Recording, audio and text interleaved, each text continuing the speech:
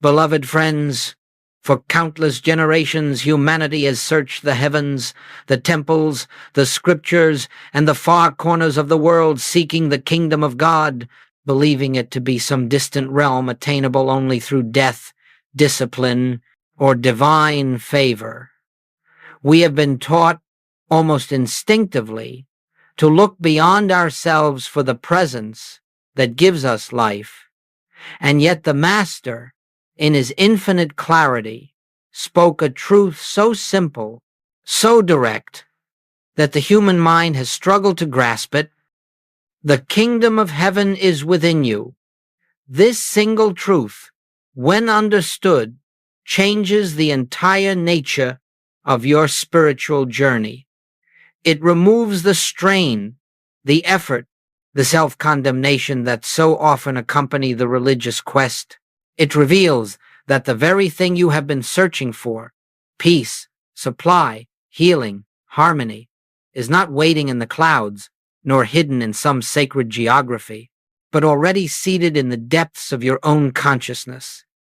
And if this is so, then the spiritual life is not a journey outward, but a turning inward, not a striving toward God, but an awakening to the God who has never left you for a single instant.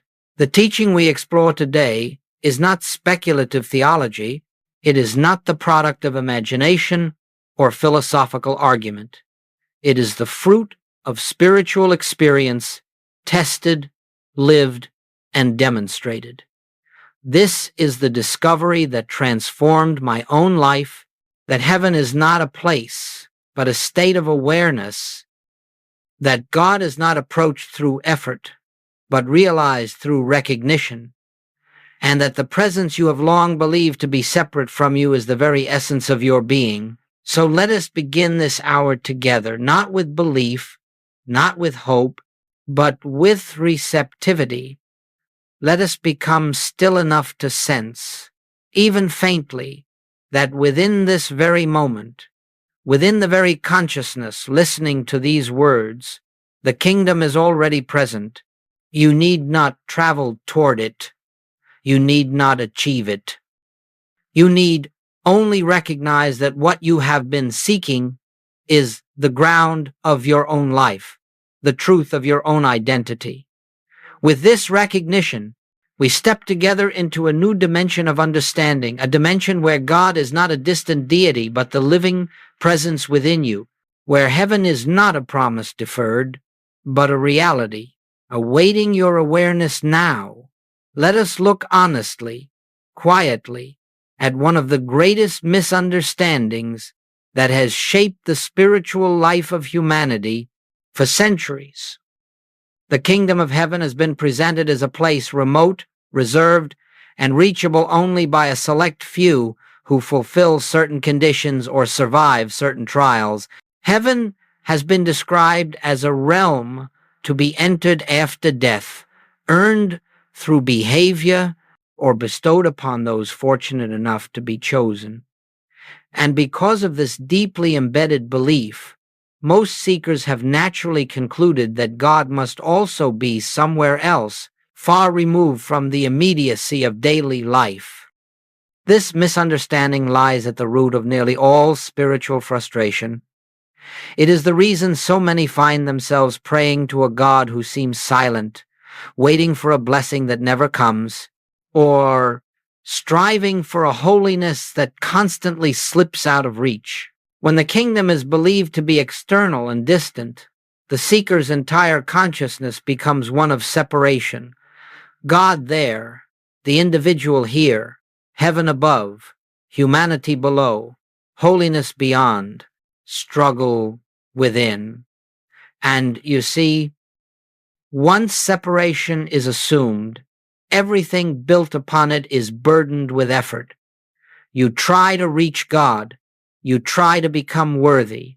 You try to rise above the human condition by climbing a ladder that does not exist.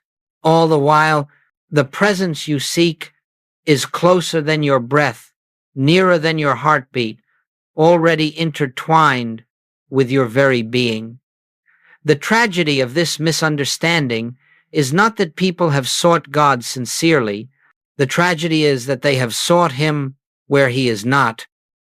And so the mind, conditioned by centuries of belief, projects heaven outward, imagines it upward, assigns it to celestial geography or future time. But the Master did not say, "The kingdom will be within you someday." He did not say, "The kingdom is waiting for you after life." He said with divine simplicity, "The kingdom of God is within you." To miss this is to miss the foundation of spiritual life. To misunderstand this is to search endlessly without finding, and to cling to the belief that heaven is elsewhere is to overlook the living presence that is your very life. Let us be very clear.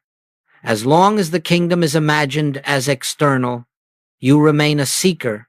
But the moment you recognize that the kingdom is a state of consciousness already present, you cease seeking and begin awakening.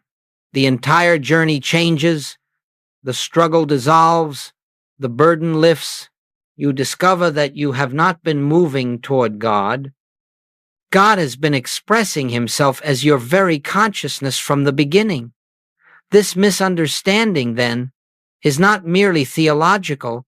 It affects your inner experience every day.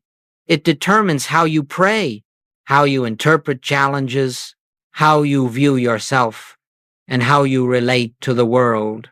And until this error is corrected at the level of consciousness, no amount of religious effort can bring the peace or illumination you desire. Therefore, we must gently release the notion of a heaven out there and prepare to explore the profound truth that heaven is a dimension of awareness available now, not later, here, not elsewhere, within, not beyond. Now, having set aside the belief in a distant heaven, we can begin to behold the true nature of the kingdom, a nature so simple, so immediate, that the human mind almost overlooks it. The kingdom of heaven is not a realm you travel to. It is not an environment waiting to be entered. It is not granted after the body falls away. The kingdom of heaven is a state of consciousness, a spiritual awareness already present at the center of your being. This is the profound revelation that transforms the spiritual path from one of pursuit into one of awakening, and it is here that the entire teaching takes on a new dimension. For when we recognize that the kingdom is consciousness, not geography, we also recognize that we are not separated from it. You cannot be separated from your own consciousness. You cannot be disconnected from what you already are. When the Master declared the kingdom within, he was pointing to an inner awareness where truth is known, where harmony is felt, where guidance becomes natural, and where peace is no longer sought but recognized as the very essence of being. This awareness does not need to be created. It does not need to be attained through moral effort or religious performance. It requires only that the veil of mental noise be lifted, revealing what has been present all along.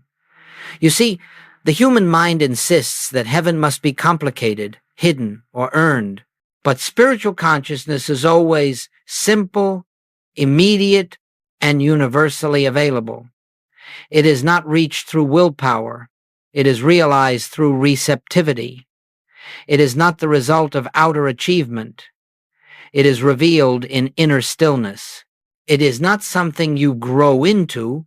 It is something you uncover. Let us make this very practical. When you experience a moment of deep peace, when a solution rises quietly from within, when intuition guides you without strain, when love flows without effort, that is the kingdom touching your awareness, that is heaven breaking through the layers of fear, thought, and belief. And when you feel disconnected, confused, or anxious, it is not that the kingdom has vanished, It is only that consciousness has become absorbed in appearances, in conditions, in the surface level of experience. The kingdom remains exactly where it has always been, within you, unchanged, undiminished, waiting for recognition. Joel Goldsmith often said that spiritual awakening is not the adding of something new to your life. It is the removal of that which obscures what is already eternally present. You are not moving toward God. You are awakening to the fact that God, the infinite consciousness, is the essence of your own being. Heaven, then, is not a later reward. It is the dimension of life perceived when fear is quiet, when thought relaxes, when the heart becomes still enough to feel the presence that has always been there. And as your awareness shifts, your experience of life shifts not because circumstances change first, but because you begin to see through the lens of truth rather than the lens of illusion. To embrace the kingdom as consciousness is to accept that you are already in the presence of God. Not someday, not eventually, now. Once we begin to recognize the kingdom of heaven as a state of consciousness, another profound truth reveals itself. This kingdom operates according to spiritual laws, not the laws of material belief, and until we understand this distinction, we remain confused by life's contradictions, believing that God sometimes heals and sometimes withholds, sometimes blesses and sometimes abandons. All of these contradictions arise when we try to interpret spiritual life through the lens of material logic. In the kingdom of heaven, this inner spiritual dimension, there is no law of lack. There is no law of sickness. There is no law of conflict. These belong only to the realm of material perception, the world judged by appearances. But when consciousness rises above appearances, when awareness shifts from fear to recognition, you discover a universe governed not by chance or limitation, but by harmony, order, and infinite supply. Let us take this slowly, for it is the foundation of the entire path. In material consciousness, you live as though outer conditions determine your well-being. Your income seems to come from your job. Your health appears to come from the body. Your safety seems dependent upon circumstances. And so naturally, fear arises. Anxiety becomes constant. Competition becomes necessary. Life becomes a struggle of self-preservation. But when awareness opens to the kingdom within, a different order becomes visible.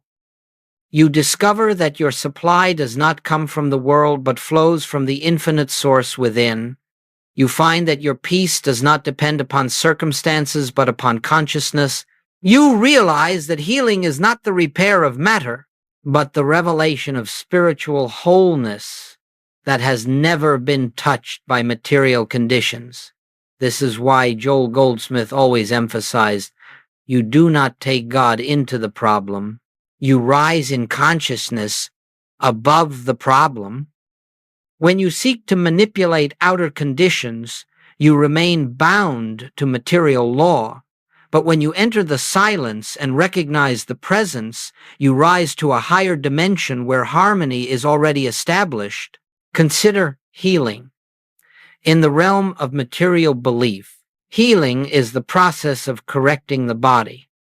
But in the kingdom, healing is the recognition that wholeness exists at the level of spirit, and that physical conditions are but shadows of consciousness. When the inner realization dawns, the outer form often follows, not because God intervened from afar, but because consciousness expressed its own truth. Or take supply. In the realm of appearance, supply is limited, scarce, uncertain. But in the kingdom, supply is a spiritual function, an infinite outflow of ideas, opportunities, and guidance. When consciousness abides in the recognition of divine sufficiency, the outer world rearranges itself in accordance with that recognition. This is not magic. It is spiritual law. And relationships, how deeply people suffer in this area. They try to fix others, change others, persuade others. But in the kingdom, harmony is not achieved through effort, but through seeing the spiritual nature of the one before you. When you behold the divine presence where personality once stood, relationships transform, sometimes outwardly, always inwardly. So understand this. The inner kingdom has its own laws, and these laws are always in operation. You do not make them work. You do not activate them. You merely align with them by raising consciousness above fear, judgment, and material dependence. When you dwell in material consciousness, you experience the conflict of that level. When you dwell in spiritual consciousness, you experience the harmony of that level. Nothing external changes first. Consciousness changes, and the outer world reflects that shift. This is the essence of living in the kingdom. It is the quiet, steady awareness that spirit alone is cause, and that the visible world is effect.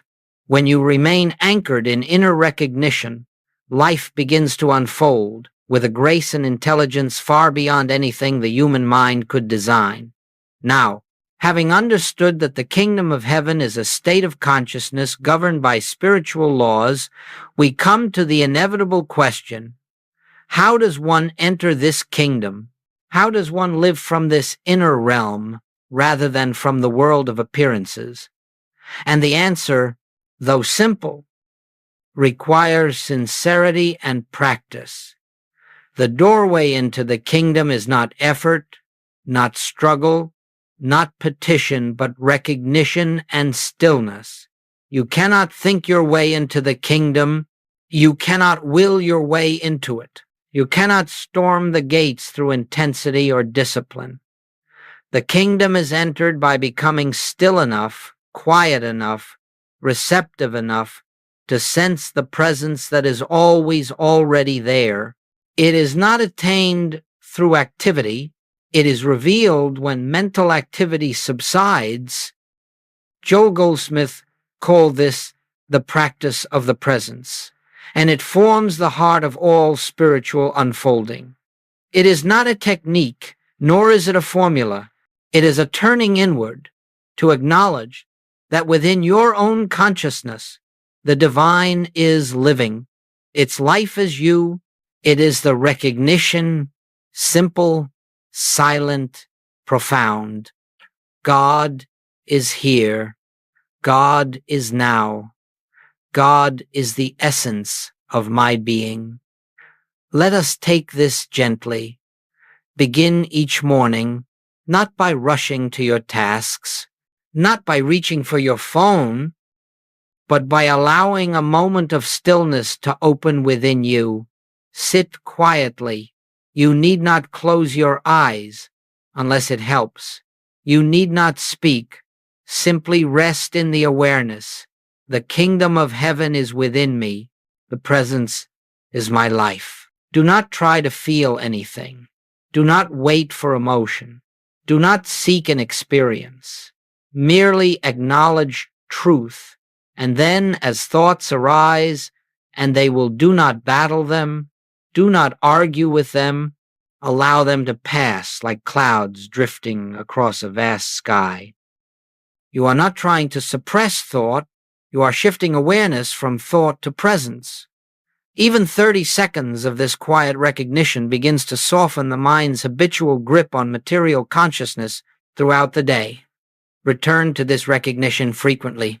When you face a difficulty, pause, not to ask God to fix the problem, but to remember that the kingdom is within you and that spiritual law governs all true activity. When you make a decision, pause, not to analyze endlessly, but to listen for the quiet intuition that arises from the inner presence when fear or anxiety appears. Pause, not to fight them, but to rest in the truth that beneath every appearance, divine harmony is intact. This is how one enters the kingdom, not through extraordinary spiritual feats, but through simple, continual recognition. In the evening, again return to stillness. Review your day, not with judgment, but with awareness. Notice where you lived from fear and where you lived from peace. Notice moments where the presence seemed near and where it felt distant. Both are part of the journey. Both teach.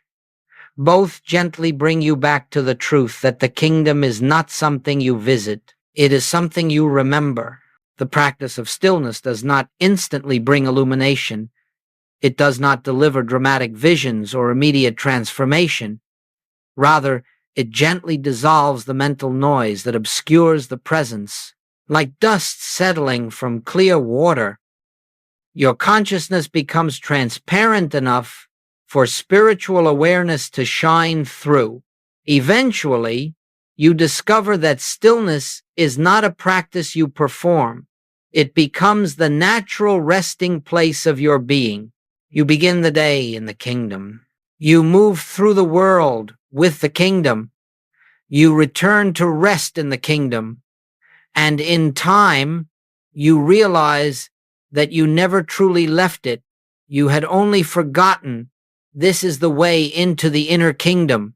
Quiet recognition of what already is, and stillness that allows it to reveal itself. Up to this point, we have spoken of the kingdom as an inner state, a spiritual realm of consciousness that is present regardless of outer conditions. But unless this understanding becomes practical, unless it touches the details of your daily life, it remains an abstraction. And so we must look at how the kingdom expresses itself when consciousness shifts, how the invisible becomes visible, how inner awareness becomes outer experience. We must be very clear. The purpose of spiritual realization is not to improve the world of appearances. It is not to manipulate conditions or achieve certain results. The purpose is awakening itself. Yet as consciousness awakens, life naturally reflects that awakening, just as the calmness of a lake reflects the sky more clearly than turbulent waters. Outer demonstration is the effect. Spiritual recognition is the cause. Let us take a few areas where this becomes unmistakably evident. Health. In the material outlook, health is seen as a condition of the body. When something goes wrong physically, we react with fear, with concern, with desperate seeking. But in the kingdom, health is a quality of spirit, perfect, whole, unbroken.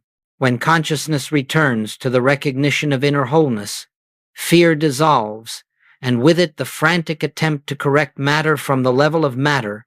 You turn inward, quietly acknowledging, the life of God is the life of my being. Wholeness is the truth of me now. And as that awareness settles into consciousness, the body often responds not because you have fought disease, but because you have recognized a truth that exists deeper than physical appearance. I do not say this as theory. For decades, I witnessed students healed not by pleading with God, but by resting in the inner kingdom. The body responded to the peace of consciousness. The form yielded to the truth. Finances in the world. Supply is believed to be external, coming from jobs, markets, people, or circumstances. And so anxiety governs the economic life of nearly every individual. But in the kingdom, supply is understood as consciousness expressing itself. Ideas flow, opportunities appear, guidance emerges, not through striving or manipulation, but through quiet receptivity. When you rest in the truth that divine abundance is the nature of your being, you stop grasping, fearing, and forcing. You become open to the infinite ways in which the universe can provide. Again, this is not magic. It is not the pursuit of wealth. It is the recognition that your good is not dependent on the shifting forms of the world, but arises from the infinite source within your own consciousness. Relationships. How often human relationships suffer because individuals look at one another through the lens of personality, history, and ego.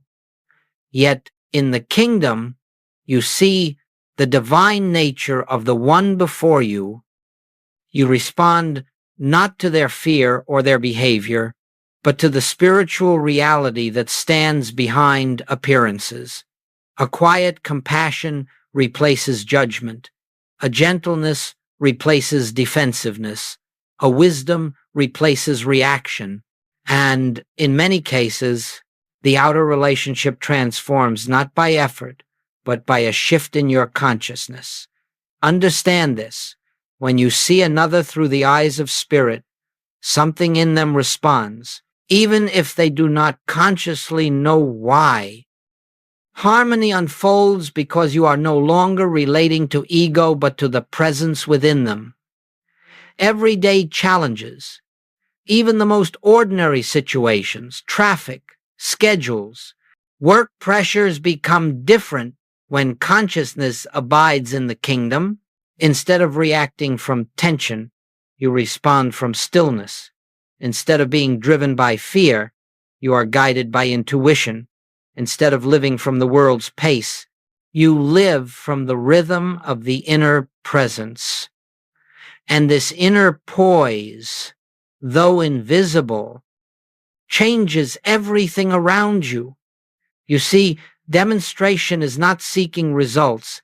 It is witnessing the natural activity of spiritual law. When consciousness rises, life aligns, not because God intervenes, but because truth expresses itself wherever it is recognized, and so begin to observe your life compassionately, attentively. Notice where fear still governs, where striving still dominates, where the world still appears as cause. Then gently return to the inner kingdom and watch how even a small shift in awareness produces a different response, a different perception, a different outcome. The kingdom expresses itself effortlessly when you live from it. Your task is not to force demonstration, but to remain in recognition and let life unfold from spiritual law rather than material fear. Now, as we speak of living in the kingdom consciousness, it may seem as though once this truth is recognized, all fear, all confusion, all human difficulty should simply fall away. But the spiritual path does not unfold in a straight, uninterrupted ascent. It unfolds in cycles, moments of light and moments of forgetfulness, moments of clarity and moments of obscurity. And if you are unaware of this natural rhythm, you may mistake these fluctuations for failure. But they are not failure. They are part of the purification of consciousness. It is essential, then, to understand the obstacles you will encounter, not so that you may fight them, but so that you may gently recognize them and return to the inner presence. The first obstacle is mental noise, the relentless activity of the human mind.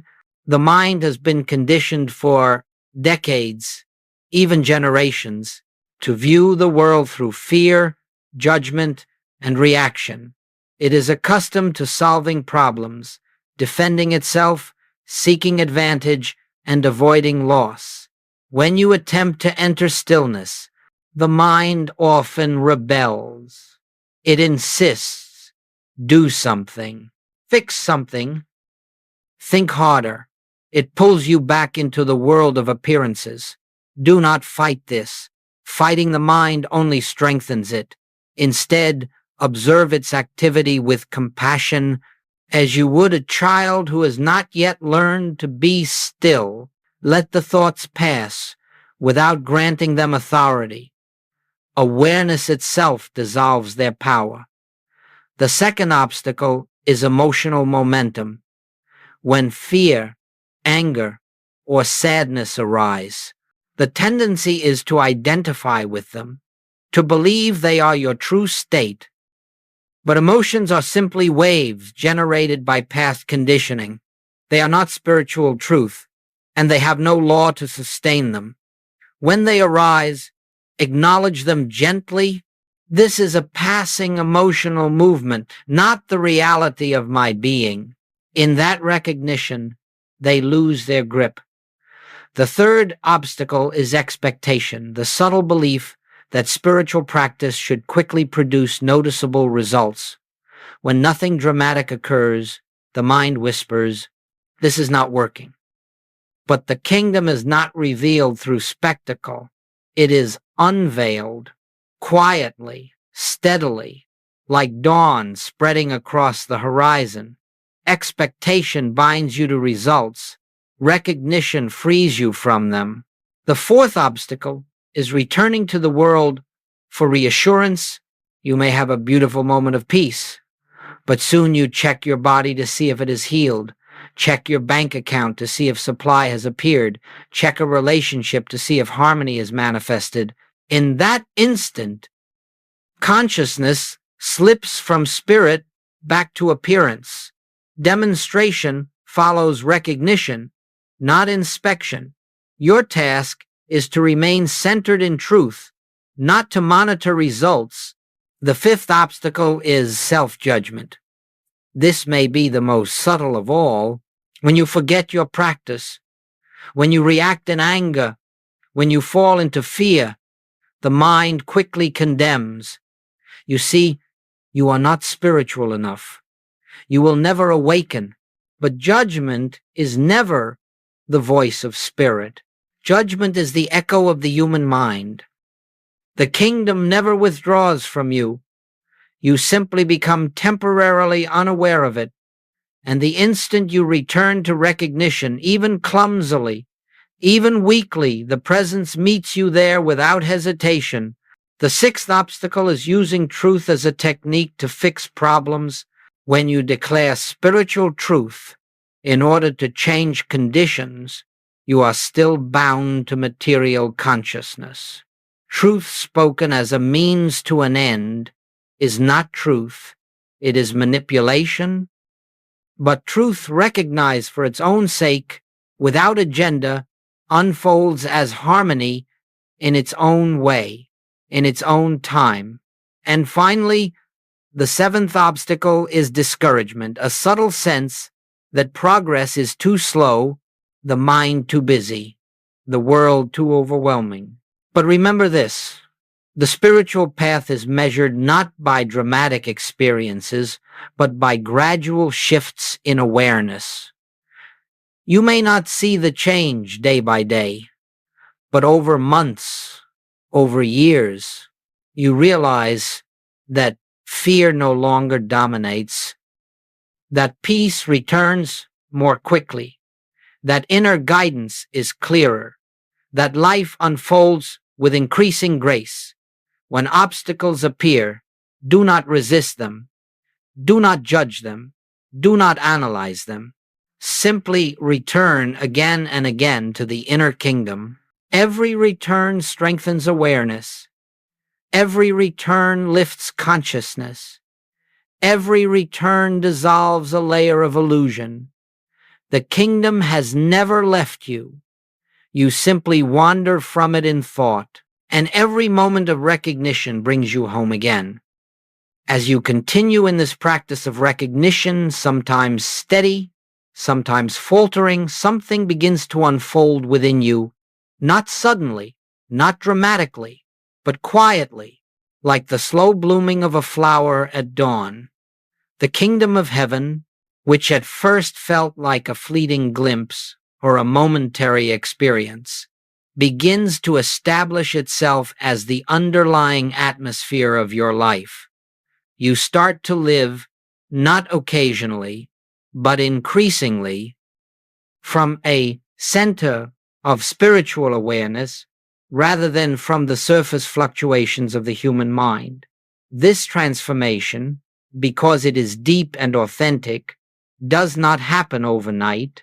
It is not the result of intense effort nor the reward for spiritual performance.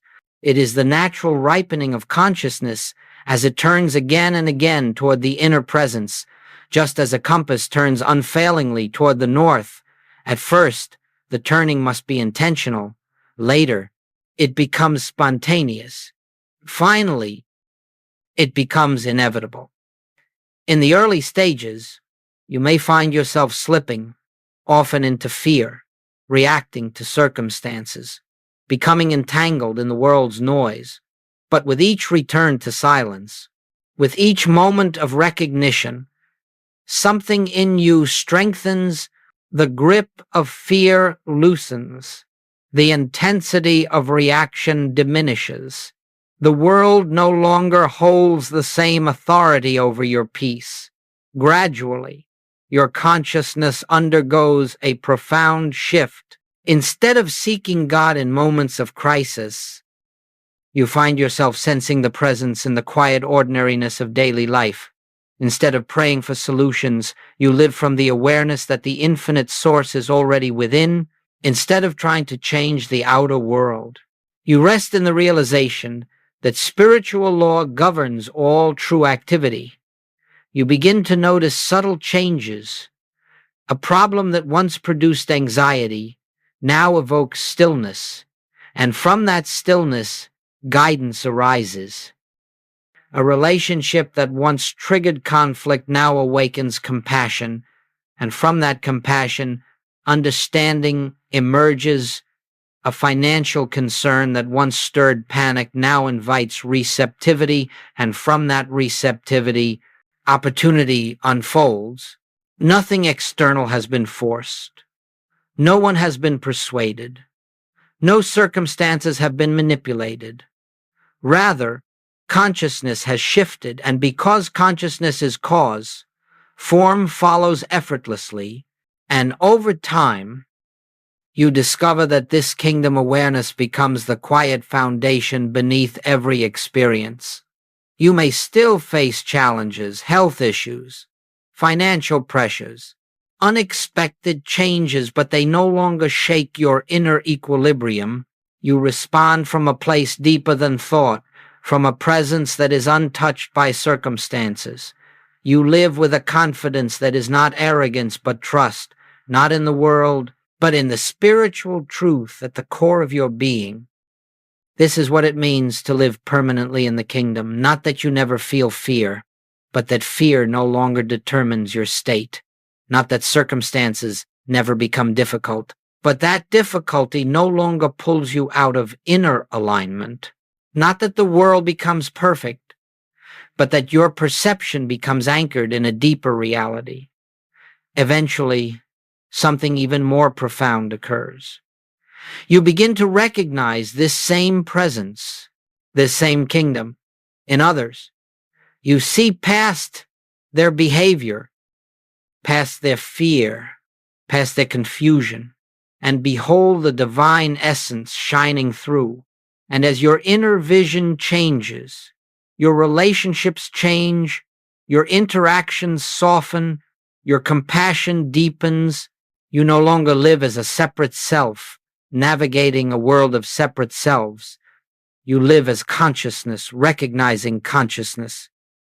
And finally, after months and years of practice, the kingdom is no longer something you visit.